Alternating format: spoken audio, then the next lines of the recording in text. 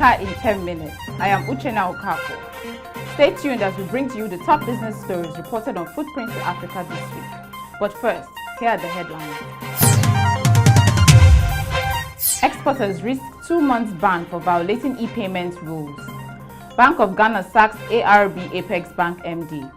Securities and Exchange Commission launches Capital Market Journal. Investors in Nigeria paid over 29 billion naira on claimed dividends. Microsoft promotes anti-piracy awareness in Ghana. Ghana's agri sector fails to attract FDI in third quarter. AFDB board approves 2017 to 2021 country strategy paper for Rwanda.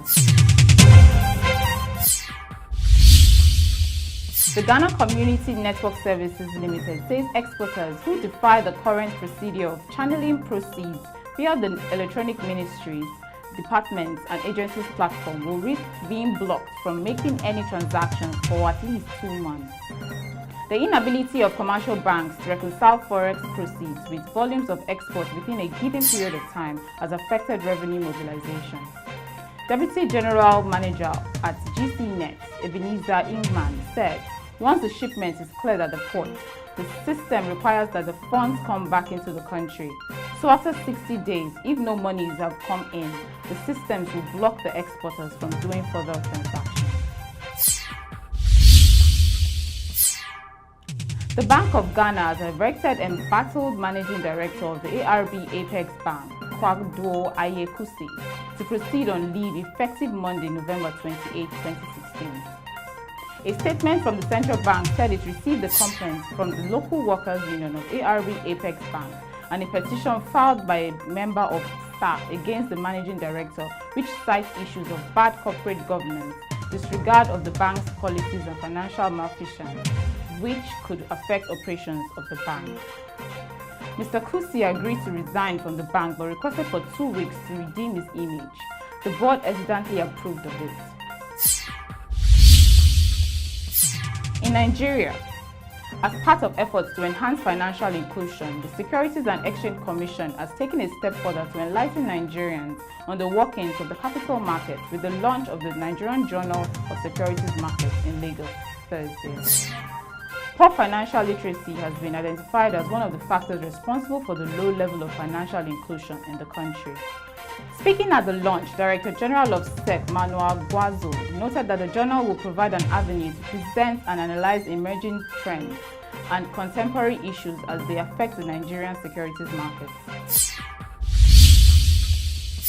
Registrars of the companies in the Nigerian capital market have paid over 29 billion naira to investors that have not been able to claim their dividend. The Director General Manuel Guazo, who disclosed this during an interactive session with capital market journalists to brief them on third and last capital market committee meeting for the year 2016 and the performance of the market in the past 3 months, said that the e-dividend platform has recorded a lot of positive changes as against what it was before now. Guazo explained that the total payment of 29,274,739 naira 64 kobo was made between November last year till date, pointing out that the Commission was able to achieve this milestone through the advocacy work of all the stakeholders in the market that was taken to all the nooks and crannies of the country. Over to tech news. Microsoft, in partnership with the National Communication Authority, Ministry of Communication and National Security Secretariat and support from the US government, has organized a week-long awareness drive on cyber security in Ghana. Derek Appiah, country manager of Microsoft Ghana, speaking at the Copyright Ghana office, reiterated the need to fight piracy. This means 5.9 million South Africans are currently without work, the highest number since 2003. Mr. Appiah said campaign begins with information and thought-provoking discussions on the economic importance of fighting piracy. The agricultural and agro-processing sectors have been left out of the 46 new foreign direct investment projects recorded in the third quarter of the year, valued at $241.17 million US. The negative result was recorded despite tax incentives offered through the Ghana Investment Promotion Center. Mawiana Treba, the CEO of the GIPC, has been urging foreign investors to look at the incentives the Ghana income tax law offers for agriculture and agro-processing and invest more in the area.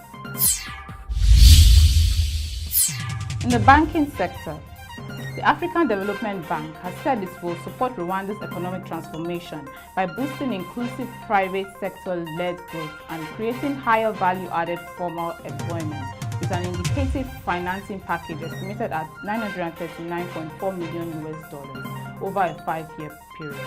This support package is contained in the bank's 2017 to 2021 country strategy paper for Rwanda, which will guide the bank's operations in the country during the next 5 years, approved by its board of directors on Wednesday, November 23, 2016 in Abidjan, Côte d'Ivoire. That wraps up this week's top stories. We'll be back with a recap of the headlines. Exporters risk 2 months ban for violating e-payment rules. Bank of Ghana sacks ARB Apex Bank MD. Securities and Exchange Commission launches Capital Market Journal. Investors in Nigeria paid over 29 billion naira on claimed dividends. Microsoft promotes anti-piracy awareness in Ghana. Ghana's agri sector fails to attract FDI in third quarter. AFDB board approves 2017 to 2021 country strategy paper for Rwanda. To keep up with the trending business news of the week, subscribe to our YouTube channel, like us on Facebook, follow us on Twitter, and connect with us on LinkedIn. These news and reports are called from Footprint to Africa. For daily updates and more business news in Africa, visit www.footprinttoafrica.com today. Footprint to Africa, business news made in Africa by Africans.